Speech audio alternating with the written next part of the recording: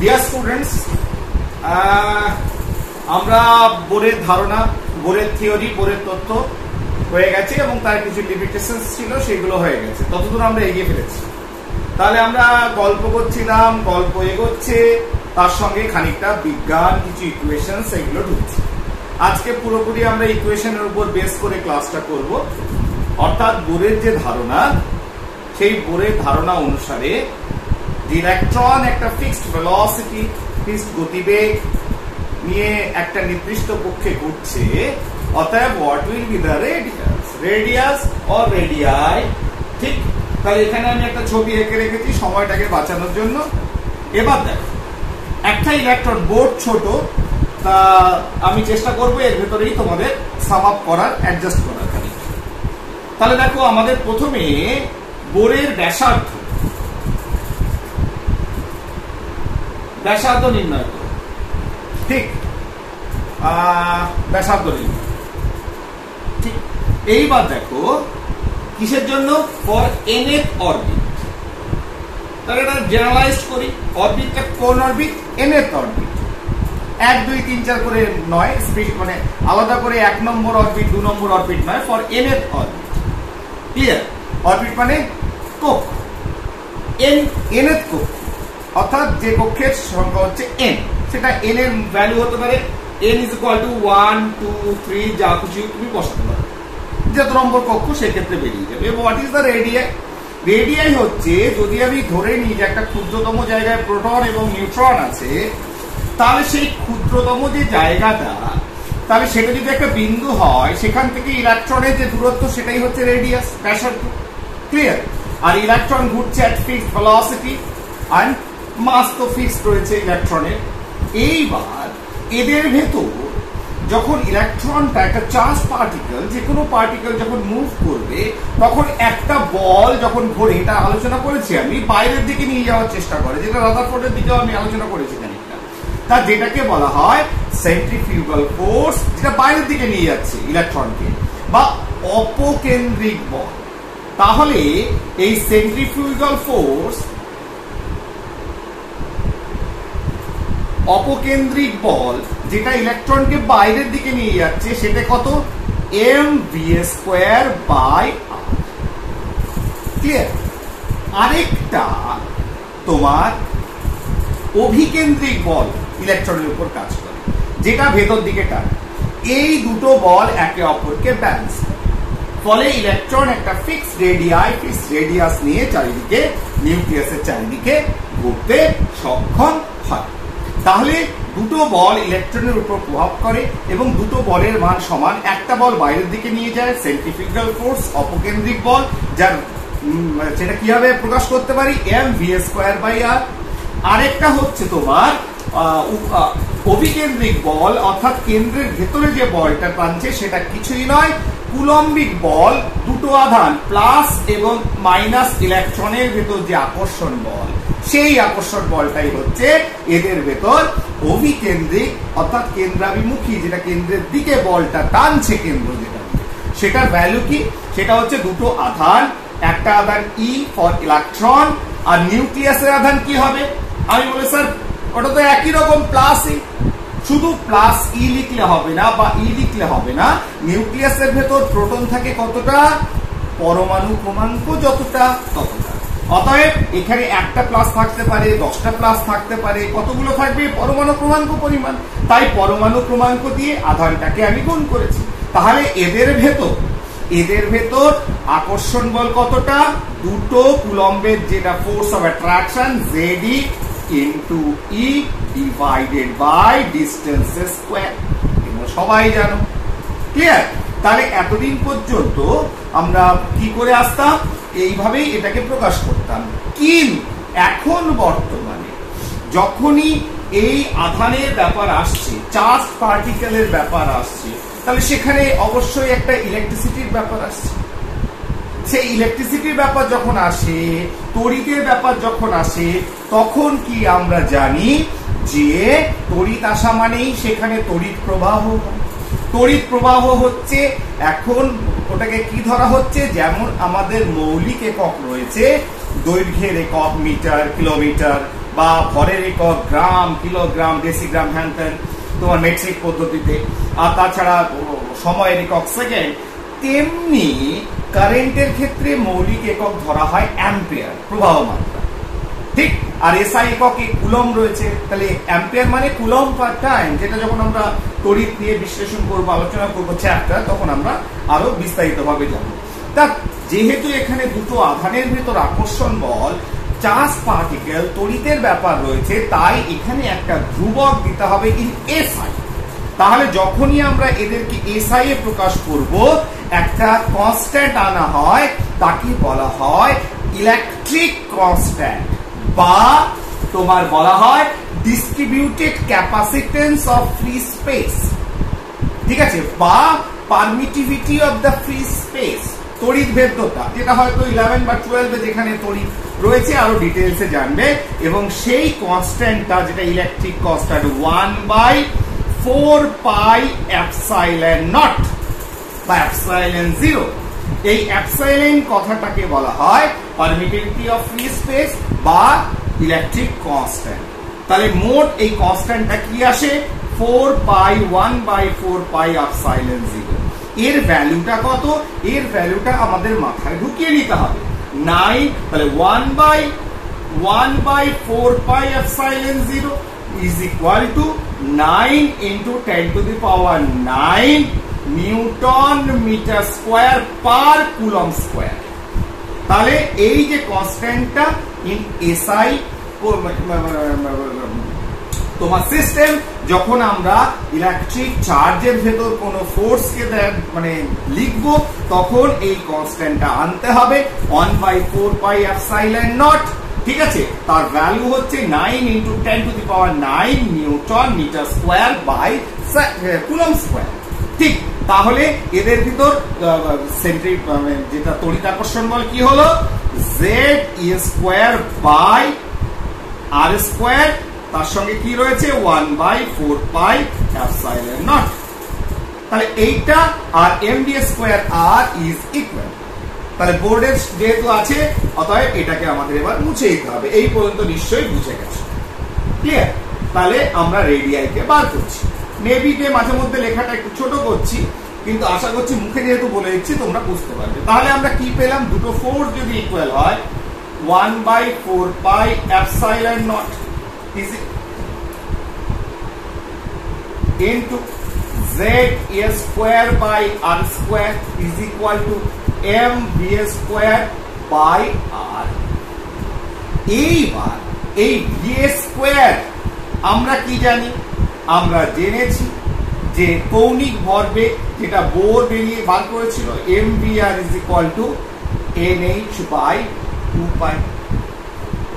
mvr is equal to nh by 2 pi, তাহলে square কর, m square v square r square is equal to n square h square by 4 pi square. তাহলে v square সমান কি পেলে? n square h square divided by 4 pi square m square r square. তাহলে এবার v স্কয়ারের জায়গায় মানটা বসিয়ে দাও, 1/4 পাই epsilon not into Z E square by R square is equal to M into M by R এদিকে পড়ে আছে into V স্কয়ারের জায়গায় বসিয়ে দাও, N square H square divided by কি পেলাম? 4 pi square M square R square. তাহলে এইবার দেখো, তাহলে কি হলো? আর স্কয়ার কেটে গেল, ক্লিয়ার? তাহলে কি দাঁড়ালো ব্যাপারটা? আরটাকে এদিকে নিয়ে চলে এসো, এম স্কয়ার এম কেটে গেল, তাহলে কি পড়ে থাকলো? আরটা এদিকে আনলে আর ইজ ইকুয়াল টু, এটা এখানে চলে গেল 4 pi epsilon 0 into N square H square divided by কি পেলাম? Z এদিকে নিচে চলে গেল 4 pi square m z e square. তাহলে this is the term for কি nth অরবিট। কিসের জন্য? nth অরবিট আর n। তাহলে দেখো কোনো জটিলতা নেই, খুব সিম্পল ক্যালকুলেশন। এইবার তার মানে এটাকে যদি আমি বার করে দিই nটাকে আর zটাকে, তাহলে কি হবে? Rn is equal to 4 pi epsilon naught into h square divided by 4 pi square m e square into n square by z। বলে স্যার এটাকে আলাদা করলেন কেন? কারণ এই যে টার্মটা এসছে n is variable, nth orbit 1 number 2 number 3 number অরবিটের রেডিয়াস হতে পারে। z, what is z? z এর ক্ষেত্রে আমরা জানি যে z টা বিভিন্ন এলিমেন্টের ক্ষেত্রে, বিভিন্ন মৌলের ক্ষেত্রে z এর মান ডিফারেন্ট হবে। এইবার এই টার্মটার ক্যালকুলেশন যদি করি, ঠিক আছে, অর্থাৎ সবার মান যদি বসাই Rn is equal to, তাহলে এই যে টার্মটা এসছে, অর্থাৎ দেখো 4 pi epsilon naught 4 pi epsilon 0 n square h square by 4 pi square mz square। তাহলে এই জিনিসটা যেমন আমার মনে আছে তেমনি তোমাদেরও মনে রাখতে হবে। তার কারণ এইভাবে ডেরিভেশন ডিরাইভ করা তোমরা সুযোগ পাবে না, আর যদি সুযোগ থাকে তখন করতে হবে নিজের থেকে। যদি মনে না থাকে তাহলে সব থেকে ভালো হয় যদি এই রেডিয়াস ফর nth অরবিট জিনিসটাকে মনে রাখতে হবে। এইবার এর যে ভ্যালু গুলো, টার্মস গুলো যদি আমি সবগুলোকে বসাই তাহলে আমাদের ক্ষেত্রে কি বেরোবে? দেখো 4 পাই এপসাইলন নট এর মান হচ্ছে তোমার 1 বাই, তাহলে এটাকে তাহলে 1 বাই 4 পাই এপসাইলন 0 নিচে লিখে দিই, অসুবিধা নেই। তাহলে এটা হচ্ছে 6.627 into 10 to the power minus 34 joule second, ঠিক, ডিভাইডেড বাই, তাহলে এখানে আছে n স্কয়ার বাই z, তাহলে এখানে রয়েছে 4 into pi square 3.14 square into mass, mass হচ্ছে কত 9.1 into 10 to the power minus 31 into 1.6 into 10 to the power minus 90 coulomb square. তাহলে এই ভ্যালুটা বসালে কত পাচ্ছে? 0.529 into 10 to the power minus 10 into n square by z angstrom, ঠিক, এত অ্যাংস্ট্রম। তাহলে আমাদের এই যে সমীকরণটা, এটাকে একটু নোট ডাউন করে নিতে হবে। তো কত পেলাম? ফর nth অরবিট 0.529, অনেকে 0.53 লেখে, অ্যাংস্ট্রম, অ্যাংস্ট্রম মানে হচ্ছে 10 to the power minus 10 metre, 10 to the power minus 10 metre. তার মানে এর সঙ্গে 10 টু দি পাওয়ার মাইনাস 10 রয়েছে এই ভ্যালুর সঙ্গে। তাহলে সেটাকে আমি অ্যাংস্ট্রম ছোট একটা এককে প্রকাশ করি ফর আমাদের সুবিধার্থে। তাহলে Rn for nth orbit 0.529 into n square by z angstrom. Clear? তাহলে এই দিকটা আমি মুছে দিই। আশা করছি সবাই বুঝে গেছো।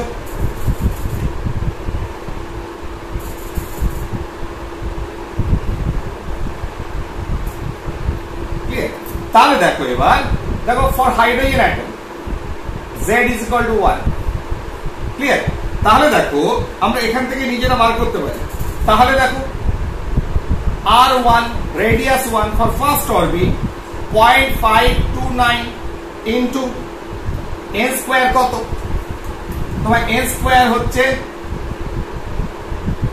ওটা তো পেয়ে গেছো, for second orbit।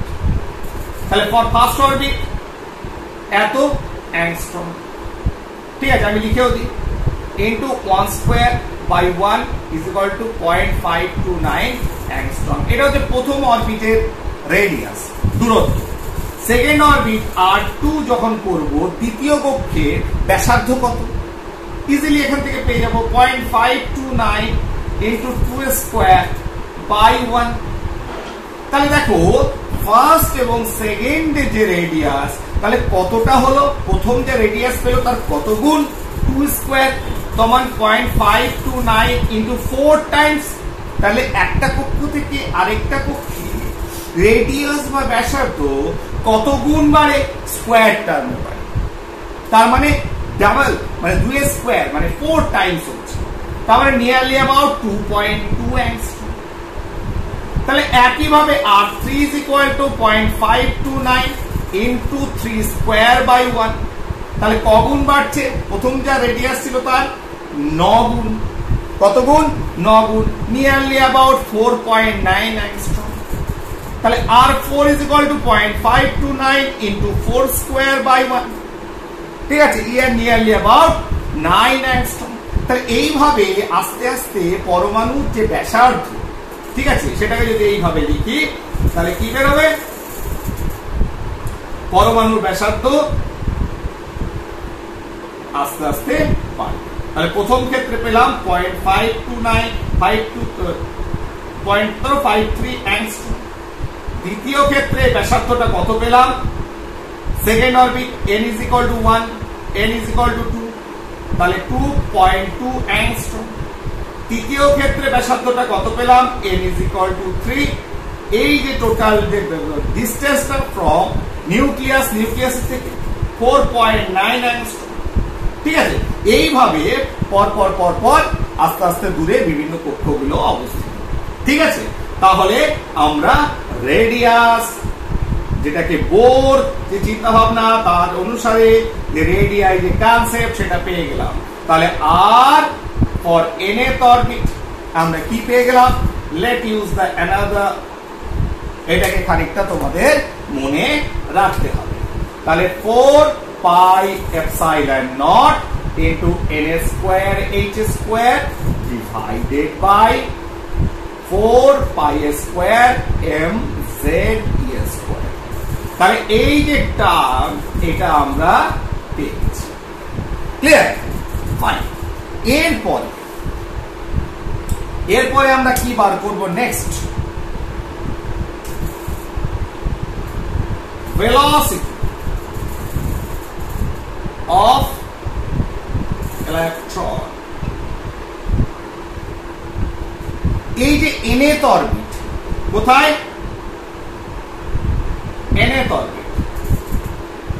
nth অরবিটে velocity of electron, সেটাকে আমরা বার করব। ক্লিয়ার? ফাইন, কিচ্ছু করার দরকার নেই। ভেলোসিটি বা গতিবেগ কত থাকছে বিভিন্ন অরবিটে, শুধু nth অরবিটের ক্ষেত্রে বার করছি। সেটা 1 নম্বর হতে পারে, 2 নম্বর হতে পারে, 3 নম্বর হতে পারে, হোয়াটএভার ইট ইজ। তাহলে তার কোন বেগ নিয়ে ইলেকট্রনটা ঘুরছে, what is the velocity of electron in any orbit, সেটা আমরা বার করতে পারি উইথ দ্য হেল্প অফ, যেহেতু আরটা পেয়ে গেছি, অর্থাৎ রেডিয়াই পেয়ে গেছি, বোর রেডিয়াই পেয়ে গেছি। তাহলে আমরা ভেলোসিটি বার করতে হলে সোজাসুজি অ্যাঙ্গুলার মোমেন্টাম, কৌণিক ভরবেগ mvr is equal to nh by 2 pi। Clear? বা এবার putting the value of m এর r এর ভ্যালুটা আমি জানি ফর nth অরবিট। তাহলে m into v into r এর ভ্যালুটা পুট করো, 4 pi epsilon naught into n square h square divided by 4 pi square m z e square is equal to n h by 2 pi। Clear? তাহলে এবার দেখো এক্ষেত্রে কি হচ্ছে, এই স্কয়ার nh এর সঙ্গে স্কয়ার গুলো কেটে গেল। ফাইন। আচ্ছা, আর কি কাটলো? এপসাইলন নটটাকে আমি ফিক্স রেখে দিলাম, এটাকে তো আমি ধরবো না। আচ্ছা, 2 এর সঙ্গে 4 এর সঙ্গে 2 হয়ে গেল, পাই স্কয়ার কেটে গেল। তাহলে কি হচ্ছে দেখো, আর আরেকটা কি কাটলো? m এর সঙ্গে m কেটে গেল। ক্লিয়ার? বা velocity is equal to, দেখো 4 পাই এপসাইলন নট নিচে নেমে গেল, 1 by 4 pi epsilon naught into 2 pi z e square, 2 pi z square divided by NH নেমে গেল NH, তাহলে 2 pi ZE square divided by NH। তাহলে আমরা velocity term in nth orbit পেয়ে গেলাম। কি পেয়ে গেলাম? nth orbit. এইবার এইটাকে একই রকম ভাবে nটাকে, কোথাও n আছে ফর n টাকে আর z টাকে আলাদা করে দিই, তাহলে কি পাচ্ছি? Vn is equal to 1/4 pi epsilon naught in কি পাচ্ছি? 2 pi E square divided by H Planck constant into কি পাচ্ছি? Z by n। ঠিক আছে, তাহলে এইবার এই যে টার্মটা, এটাকেও আমরা এর ভ্যালুটাকেও বার করতে পারি। কি রকম? তাহলে আমাদের প্রথম কথা হচ্ছে ভেলোসিটির একটা ইকুয়েশন আমাদের বেরিয়ে গেছে, যেটা তোমাদের সবসময় মনে রাখতে হবে। আরেকটা যেমন একটা তোমার ভ্যালু দিয়ে আমি বার করেছিলাম সংক্ষেপে, তেমনি z আর n টা যেহেতু ভ্যারিয়েবল, এটা ফর nth অরবিট, সেটা 1 2 3 4 যা খুশি হতে পারে, z টাও বিভিন্ন পরমাণুর ক্ষেত্রে হতে পারে, ফলে এই টার্মটা n আর z টাকে আমরা আলাদা করে দিলাম। আলাদা করে রেডিয়াই এর মতো এই যে ভ্যালুটা, পুটিং দা ভ্যালুস, তাহলে এই ভ্যালুগুলো উত্তর 1/4 পাই এপসাইলন 0 হচ্ছে 9 × 10 টু দি পাওয়ার 9, এই 1/4 পাই এপসাইলন 0 সেটা বলে this, into 2 into 3.14 into 1.6 into 10 to the power minus 19 coulomb square divided by H হচ্ছে 6.627 into 10 to the power minus 34 joule second।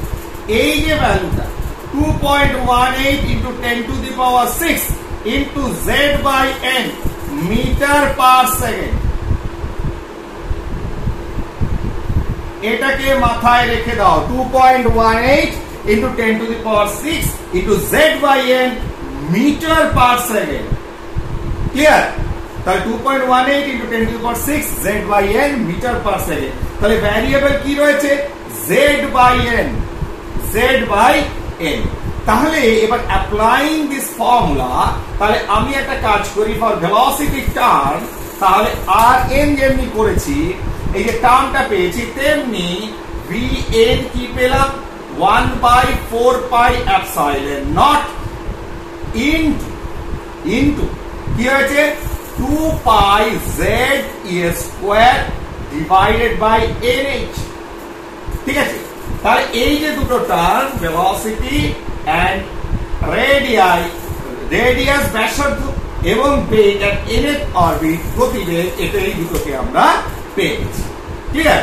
তাহলে আমরা একটা জিনিস তো পরিষ্কার হলো আমাদের কাছে। কি পরিষ্কার হলো?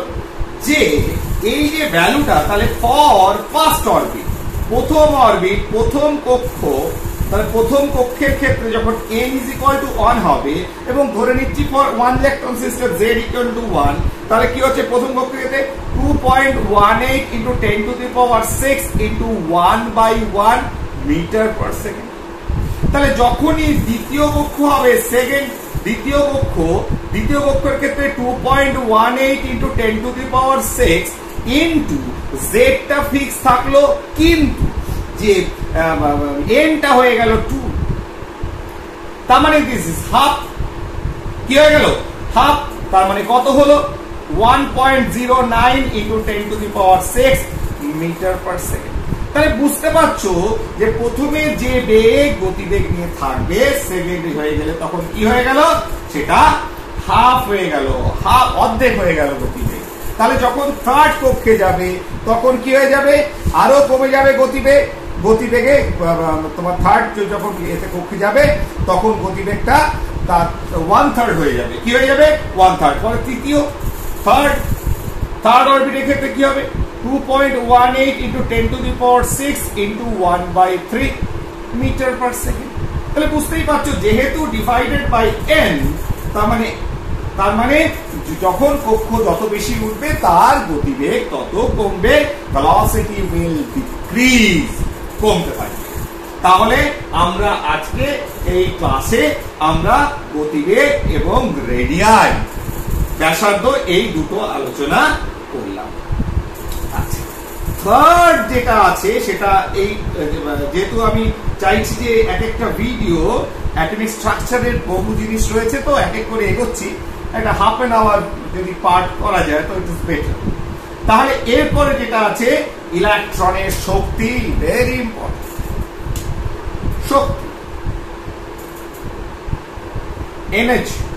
তাহলে এই যে টার্মস গুলো, এগুলো কিন্তু তোমাদের মাথায় কিন্তু রাখতে হবে, ঠিক আছে? মুখস্থ করে হলেও রাখতে হবে, মুখস্থ করতে হবে। আর যদি বলে স্যার বুঝে বুঝে করবো, তাহলে তোমাকে ডিরাইভ করে এই পর্যন্ত নিয়ে এসে তারপরে এটাকে অ্যাপ্লাই করতে হবে। যেহেতু সময় কম, মেবি এটাকে মুখস্থ করে রাখা বেটার, ঠিক আছে? আমাদের যেমন মুখস্থ হয়ে গেছে। আচ্ছা, এনার্জি, শক্তি। তাহলে কোনো একটা বস্তুর শক্তি, যান্ত্রিক শক্তি, সেটা আমরা ক্লাস 9-এ যান্ত্রিক শক্তি পড়েছি, সেটা হচ্ছে কাইনেটিক এনার্জি, গতিশক্তি, প্লাস পোটেনশিয়াল এনার্জি, অর্থাৎ স্থিতিশক্তি।